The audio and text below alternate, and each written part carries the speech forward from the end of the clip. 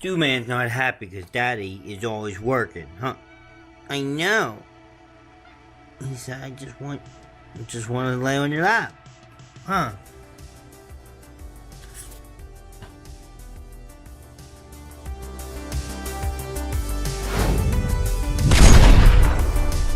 Anyways, it's Friday evening. I have to work tomorrow, obviously. I'm going to try to do a little bit of stuff right now.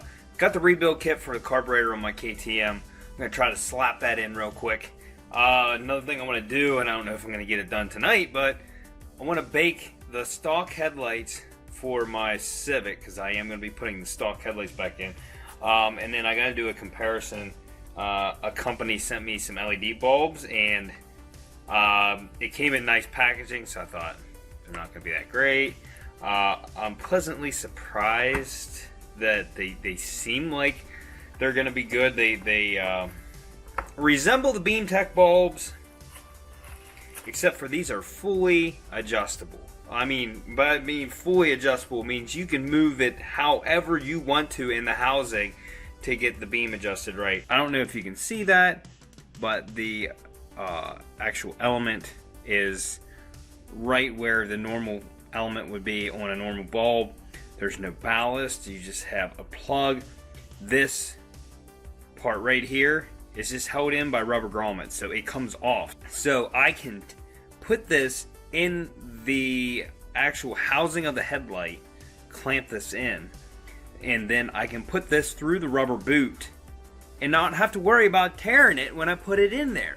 And then on top of that, I can twist and move this separate. And now it's tough. There's two rubber grommets there, and they hold them pretty snug. But it also seals it up and everything. So I'm kind of excited about these. I think these are going to be really good bulbs. You know me so far. I like the BeamTech out of the LEDs, but these look like these could be competitors. But we're not going to do a review this episode. I'm going to do it whenever I do put the headlights back in, but I do want to bake the housings, and I want to paint the backings black. So, let's start with the KTM.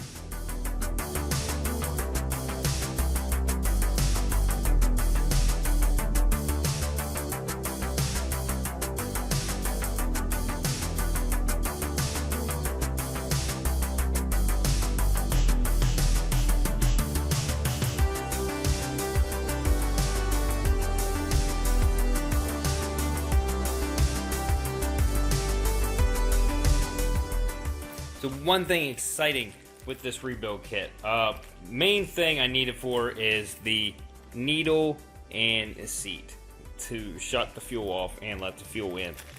Secondly, I got a bowl gasket, which I've never replaced the one on this because it doesn't leak, but we're gonna do that. And it has a extended mixture screw. That's awesome, because you can't get to this one when it's on the bike. When the carburetor's on the bike, you cannot get to it to adjust it.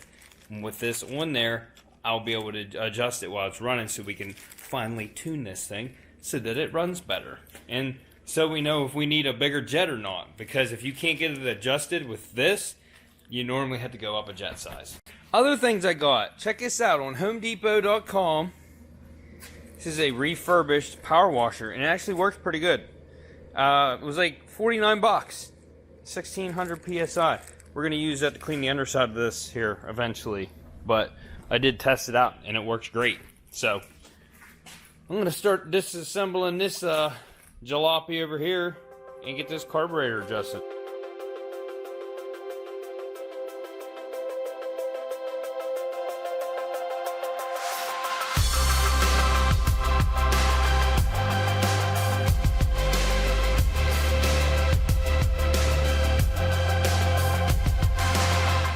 Here's the first piece of equipment we are going to be replacing. This is the idle mixture jet right here, the mixture screw.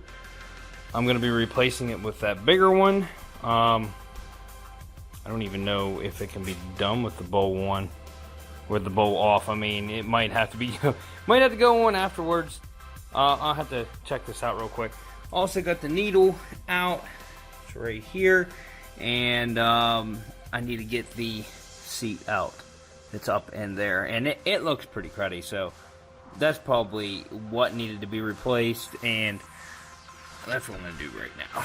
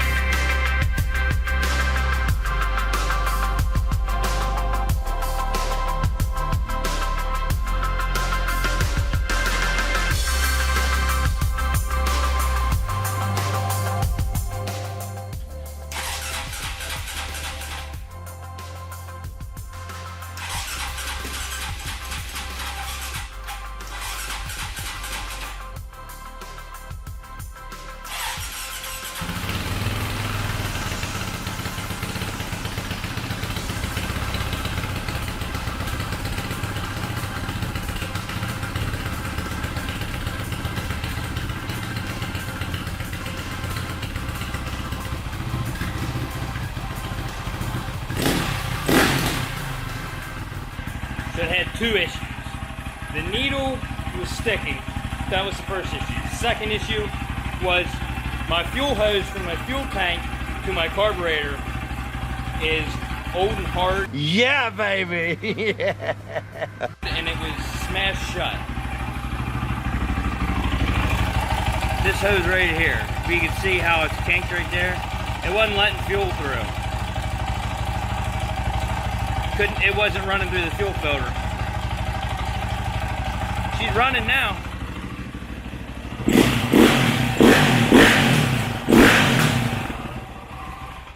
Now I need to see if the floats are going to stick again, because it did seem like it was getting loaded up there. I may still have the floats too high, so we'll see what happens here. I'm going to go ahead and start buttoning this up. If it starts leaking fuel, I'm going to have to take it back apart again and do it again. But we'll see. Well, I'll button this back up tomorrow. We will, hopefully, get to run this Sunday. Maybe. We'll see. I'm just going to let I didn't put it back together yet because I want to let the battery charge, because this thing's a pain in the ass to kick. But we're not going to get to the headlights today because I got to go to work in the morning. So, we'll see you guys tomorrow evening. Who's this sexy nerd? How you doing? Huh? Listen, I'm working. You want to get some extra credit? Yeah, went over.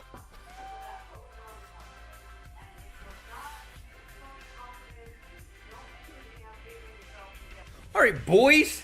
We're going to do some baking. Cooking with Todd. We're going to bake some headlights.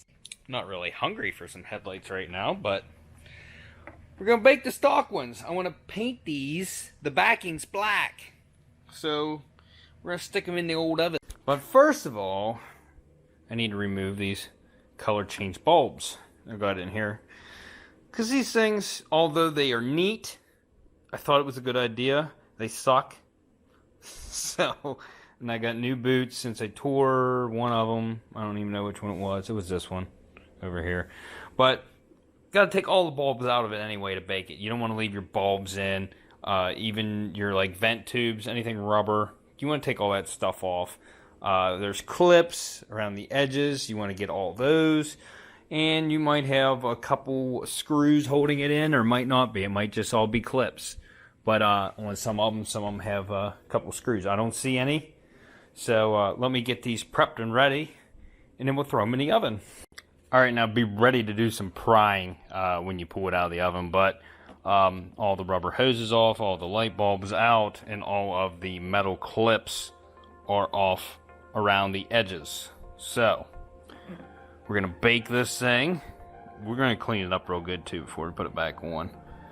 But we're going to bake this, and then I'll pull it out of the oven and we'll start prying on this thing. 270 for 7 minutes. Put it in there. Not the microwave. Put it in the oven.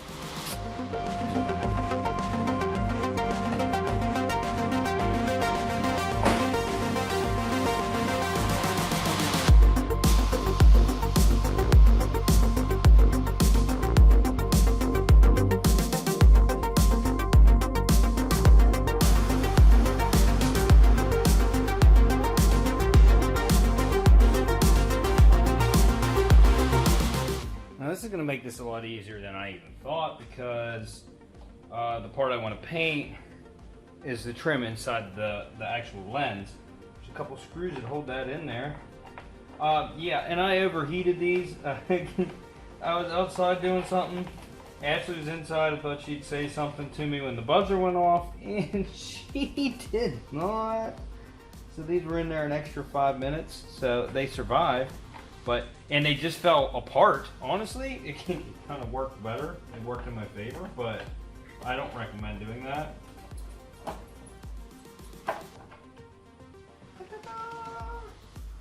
So now all this chrome, I thought, oh man, I got the glue all, ooh, it's deforming. But I got the glue all over the housing and stuff there. We're gonna have to clean all that. I'm gonna leave this amber lens on here. You gotta break the tabs to get it out of there. And I don't really wanna do that, because if I don't like it, then I can't put it back on. So we're just gonna tape that up around there.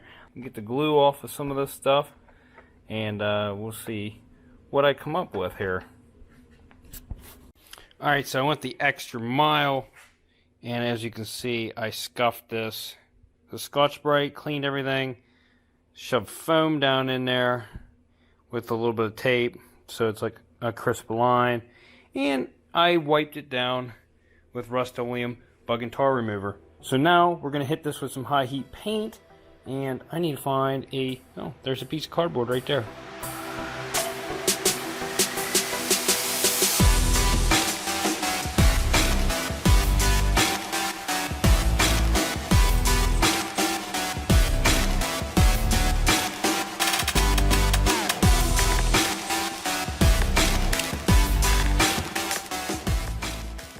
Alright, so me and the wife went out to eat, which gave this maximum time to dry.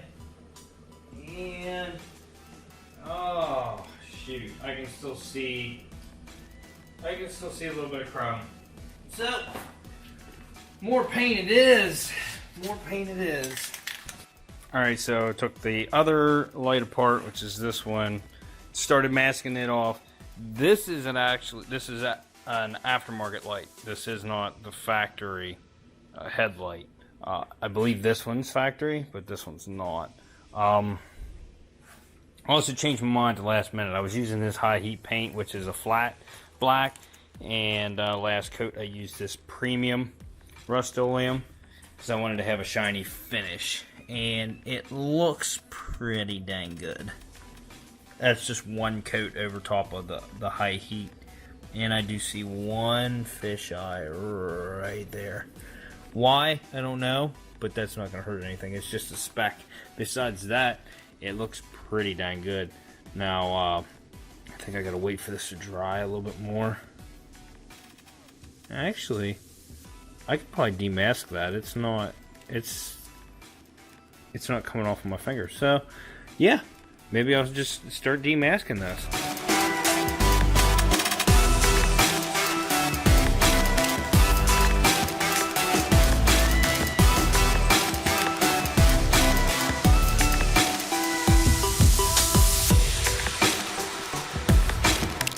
Now the only problem I had was, I think this is old tape I was using, and as you can see, some of the adhesive is stuck to the lens, so I'm going to have to let this dry thoroughly, and then I'm going to have to try to get that adhesive off by using a light scrubber. I'll probably use this stuff because this won't eat the paint off. But yeah, it left some smudges on the lenses, and I want to get those off before I button this back up, because that'll just look horrible in the housing with smudges on it like that.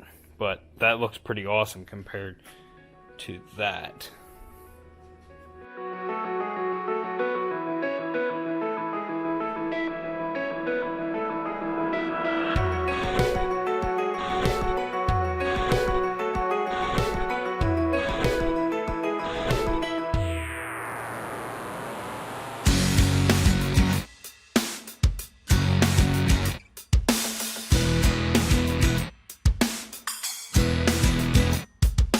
What I did with this, after I got everything finished, I pushed it back together just it doesn't go back together because the glue had settled and cooled down. So just push it back together as far as you can. Put everything back in the oven, and you only have to put it in for like 3 or 4 minutes to soften it up the next time. And then push it together and put all of your little metal tabs on there to hold it together. So that's what I did, and cleaned it up, polished the lens, put the bulbs and everything in. I put the stock bulbs back in it because we had to run with those before we do a review on those LEDs. So tomorrow, taking the KTM out, we're gonna go rip. All right, so I figured out we had 2 factors keeping us from getting fuel. One being the needle and seat that was stuck. The other one being the fuel hose that feeds it from the tank to the carburetor. This is part of the tube that I used and I've been using for years, but look how it smashes. And it used to go on like this. This went to the carburetor, this went to a fuel filter that I busted when I was trying to fit the new hose in. So we're running without a fuel filter right now. It's just got a looped piece of fuel line in there, and it is tight and good to go. Thing fires right up now. I also have a battery charger that's built into the bike. I put on there, and it plugs right into my battery charger itself, and my battery's full. This thing's hard to kick, so I wanted my battery full because I don't want to have to try to kick this thing. And I was just getting ready to load my bike up, and that brings me to this product that I have to review. I'm going to put a couple of these on to tie my bike down. Now I'm going to use the regular bed anchors down there. You got 4 of them inside this bed to tie stuff down. But I like to have one back here tied onto my bike at an angle. And everywhere there's one of those black plugs is where these go. And you can put them on facing up or facing down. I want the ones back here facing down, but when I put 2 up in the corners, I want them facing up tied to my bike. But I'm just going to test these right now and put one on back here facing down, and I'll tie onto the bike with that, and we'll see how good it does. These do seem very durable, and we'll see how easy they are to install. It looks like you take this screw out, it'll give you more room to get this in here. Okay, so for sure should be able to go in now. So you're gonna pop this out with a screwdriver. If you can get a screwdriver in there, maybe not. There you go. And see how this works. Surprisingly, not hard at all. I really like that. That's don't drop your screw. It makes it a lot easier. They are tight, they have wiggle to them. They have wiggle. A little bit of wiggle room. Fit a couple more in here. And then we'll get on the road.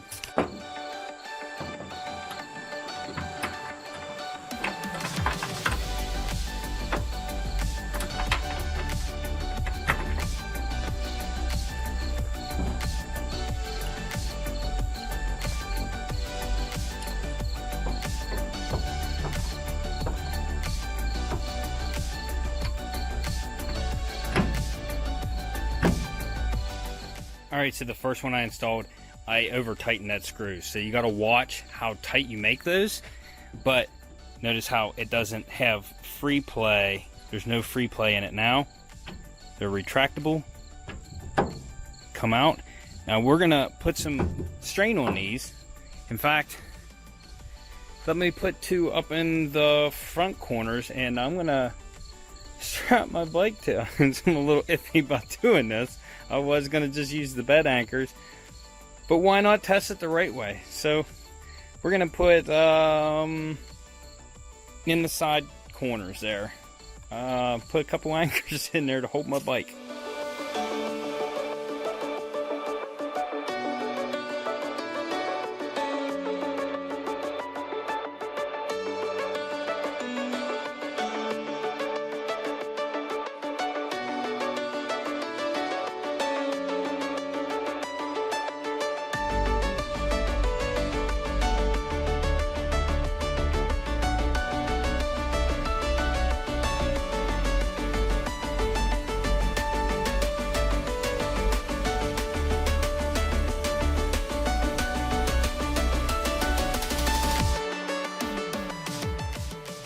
Alright, so the bike is strapped down by nothing but these anchors.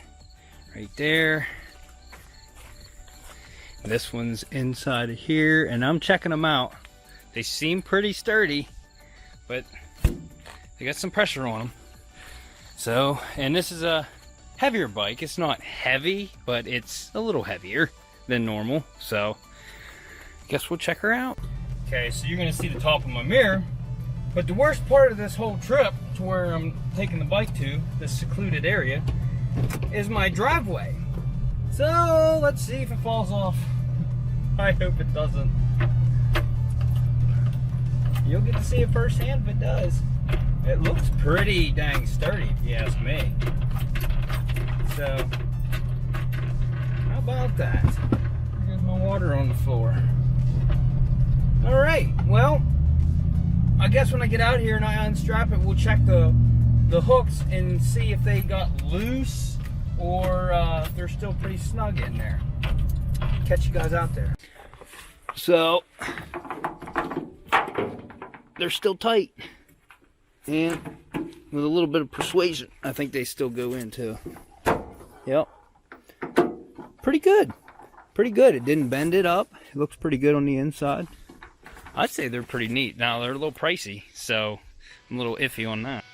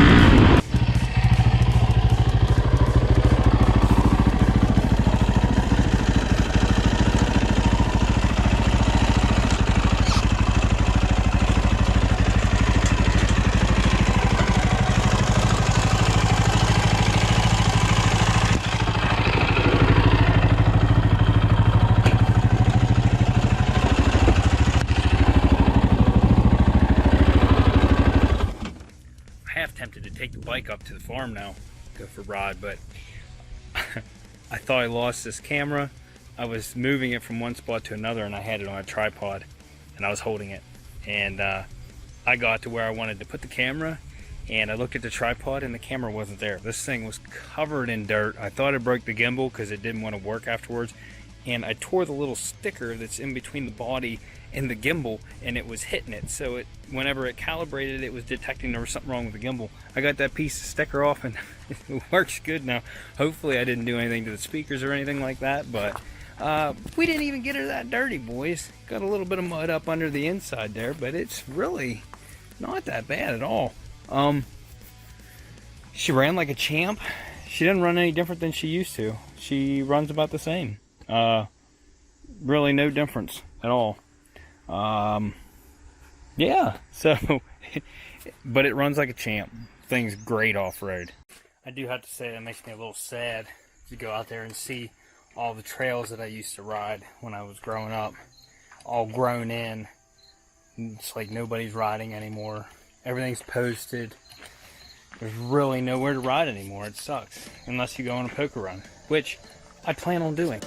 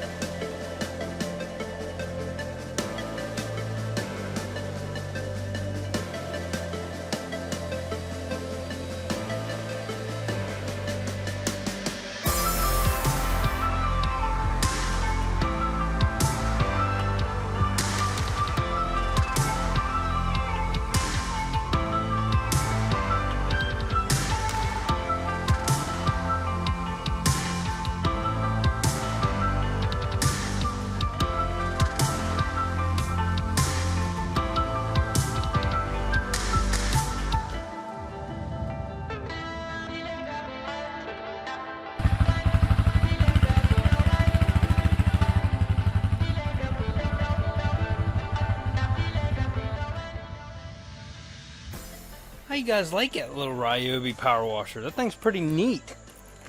It's got 3 jets come with it. I just shut the water off, right? I mean, there's still pressure in there. But see, it's on right now, and it only runs when you pull the trigger.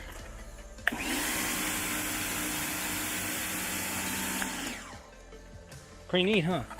But anyway, guys, that's gonna be the end of this episode. So all I wanted to do was rip that. I kind of wanted to ride my mountain bike too, but that's not gonna happen today. Maybe next weekend. I don't know if I have a weekend.